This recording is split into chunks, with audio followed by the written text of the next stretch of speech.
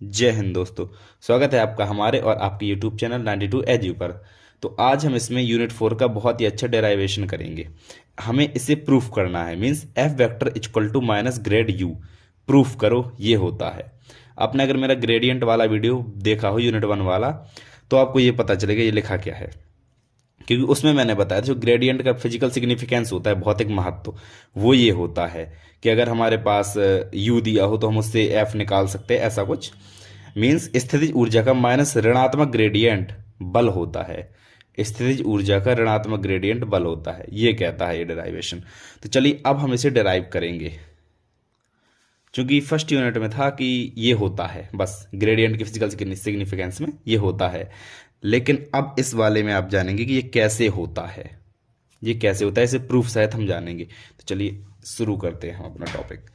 तो इसे डिराइव करने के लिए सबसे पहले आपको ये पता होना चाहिए कि स्थितिज ऊर्जा जो यू होती है, इसका एक फॉर्मूला होता है। ये कंजर्वेटिव फोर्स के लिए, अगर आपने पिछली वीडियो देखी हो कंजर्वेटिव नॉन कंजर्वेटिव वाली, तो आपको पता चलेगा कंजर्वेटिव फोर्स क्या होता है। तो उसे हटाओ पहले। तो आपने कंजर्वेटिव फोर्स के लिए ये जो स्थितिज ऊर्जा का फॉर्मूला होता है वो कुछ इस तरह से होता है, ये आपको याद होना चाहिए। F vector dot D R vector. F vector dot D R vector क्या होता है? Force into displacement means work. कार्य बराबर बल गुणे विस्थापन मीन्स जो स्थितिज ऊर्जा होती है वो ऋणात्मक वर्क होती है। फोर किसके लिए? कंजर्वेटिव फोर्स के लिए। कंजर्वेटिव फोर्स के लिए जो स्थितिज ऊर्जा होती है वो ऋणात्मक वर्क होती है, ठीक है। परंतु वास्तव में ऐसा नहीं होता, वो दूसरा होता है। वो होता है del U equal to minus W, ये होता है। वो आगे की बात है, वो आगे हम वीडियोज़ में देखेंगे। अब इससे अगर हम इसके इंटीग्रेशन कर देते हैं तो इसमें यू में परिवर्तन इस तरफ आ जाएगा, डी कुछ आ जाएगा, तो बस यू में परिवर्तन हो जाएगा। तो वो आगे की बात है, उसे हम बाद में डिस्कस करेंगे। अभी ये है तो अभी इसे देखो। तो हम जानते हैं कि स्थितिज ऊर्जा का ये फॉर्मूला होता है, ठीक है। इसे नंबर 1, चलो नंबर 1 डाल दो, ठीक है। अब आगे देखो, हमें क्या निकालना है? एफ का मान और डी आर का मान, और उठा के इसी में रखना है इस फॉर्मूले में। तो एफ का मान सबसे पहले एफ वेक्टर मीन्स बल, बल सदिश, ठीक है।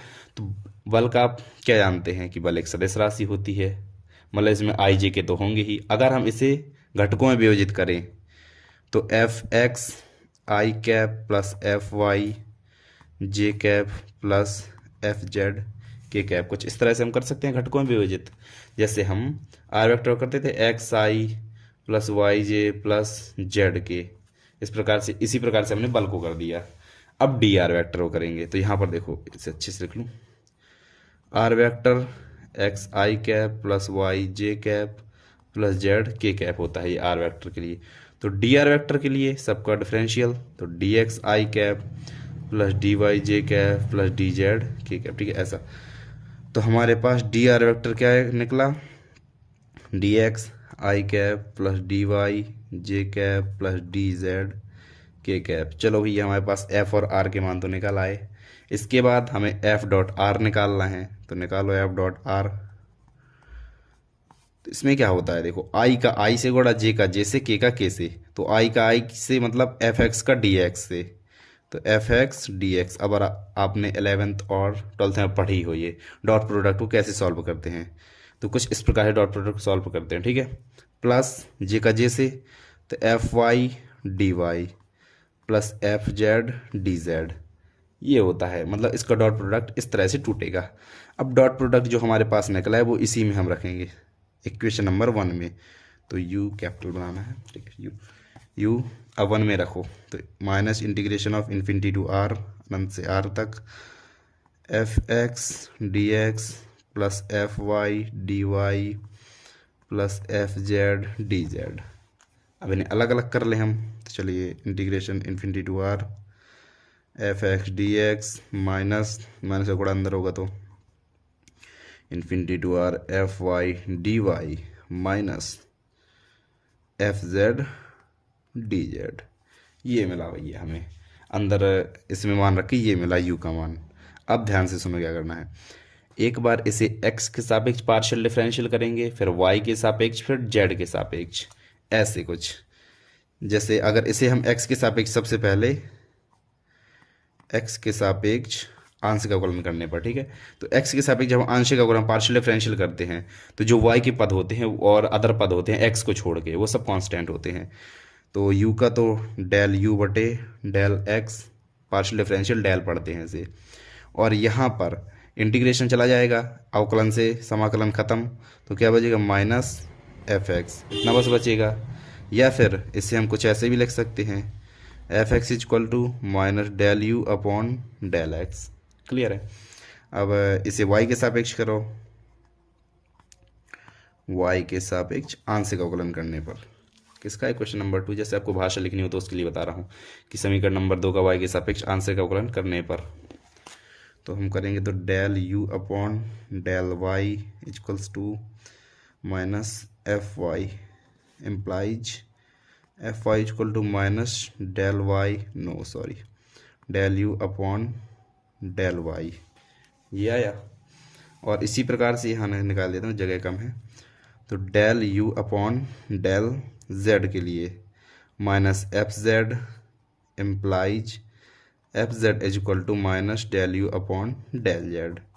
एक ये निकला और एक ये निकला, ये F X F Y F Z के हमने तीनों के मान निकाल लिए। ध्यान से देखना, सबसे पहले F vector D R vector, फिर उनका डॉट प्रोडक्ट, फिर नंबर 1 में रखा, और अब इसके बाद अब हमने F X F Y F Z के मान निकाल लिए। अब इन्हें देखो क्या कहाँ रखना है, इन्हें रखेंगे हम इस वाले इक्वेशन में। इक्वेशन नंबर इसे चलो ए डाल दो, इक्वेशन नंबर ए डाला तो हमें समीकरण ए में रखना है।